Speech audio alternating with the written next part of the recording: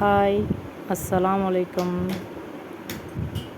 இன்றைக்கி தேங்காய் பால் ஊற்றி ஒரு குஸ்காவும் ஃபிஷ் ஃப்ரை எப்படி பண்ணலான்னு பார்க்கலாம்.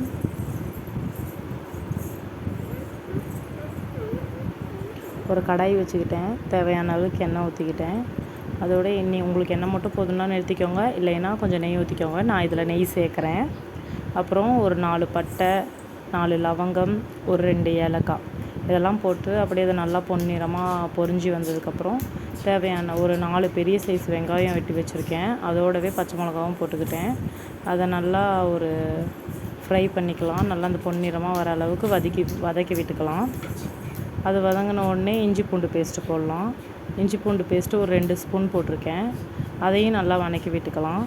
அதுவும் நல்லா வதக்கி விட்டதுக்கப்புறம் நான் ஒரு நல்லா பெரிய தக்காளி 4 தக்காளி கட் பண்ணி வச்சுருக்கேன். அந்த தக்காளியும் போட்டுக்கலாம். அதுவும் நல்லா மேட்ச் பண்ணி விடலாம். அதில் நல்லா மேட்ச் ஆனதுக்கப்புறம் கொஞ்சம் கொத்தமல்லி, கொஞ்சம் புதினா, அதை நல்லா வதக்கி விட்டுக்கலாம். அதெல்லாம் நல்லா வதக்கி விட்டதுக்கப்புறம் இது கொஞ்சம் நல்லா அந்த புதினா, தக்காளி இதெல்லாம் நல்லா வதங்கட்டும். அது வதங்குற அளவுக்கு கொஞ்சம் மூடி போட்டு மூடி வச்சுருங்க. மூடி வச்சதுக்கப்புறம் தேவையான அளவு மிளகாத்தூள் போட்டுக்கோங்க. அதுவும் நல்லா வதக்கி விட்டுக்கலாம்.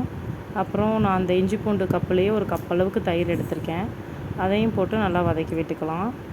நான் இதில் 1.5 டப்பு ரைஸ் 1.5 டம்ளர் நான் அரிசி போட்டிருக்கேன். அதுக்கு ஒரு 2 டம்ளர் தண்ணி ஊற்றிக்குவேன். 1 டம்ளர் தேங்காய் பால் சேர்த்துப்பேன். உங்களுக்கு தேங்காய் பால் வேணான்னா கூட விட்டுருங்க. ஆனால் தேங்காய் பால் சேர்த்தி பாருங்கள், செம்மையாக இருக்கும். ஒரு 50 கிராம் அளவுக்கு மீன் மேக்கர் போட்டிருக்கேன். அது கொஞ்சம் குட்டீஸ்லாம் விரும்பி சாப்பிடுவாங்க. அதுக்காக 2 டம்ளர் மட்டும் நான் 1.5 டம்ளர் அரிசிக்கு 2 டம்ளர் மட்டும் தண்ணி ஊற்றிருக்கேன். மீதி 1 டம்ளர் நான் தேங்காய் பால் சேர்ப்பேன். அது சேர்த்து ஒரு டைம் செஞ்சு பார்த்தேன், செம்மையாக இருந்துச்சு. நீங்களும் ஒரு டைம் செஞ்சு பாருங்கள்.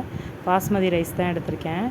அந்த தேங்காய் பால் சேர்த்து மறுபடியும் நல்லா ஒரு மிக்ஸ் பண்ணி விட்டு ஒரு 10 நிமிஷம் தம் போட்டு விட்டுருங்க. அது தம் போட்டு அப்போ அந்த ரைஸ்லாம் உதிரியாக வர அளவுக்கு உங்களுக்கு தண்ணி பத்தலைன்னா கொஞ்சம் போட்டுக்கோங்க. நடுவில் கொஞ்சம் டயர்டாக இருந்துச்சுன்னா அருண் ஐஸ்கிரீம் வாங்கி வச்சுருந்தேன்.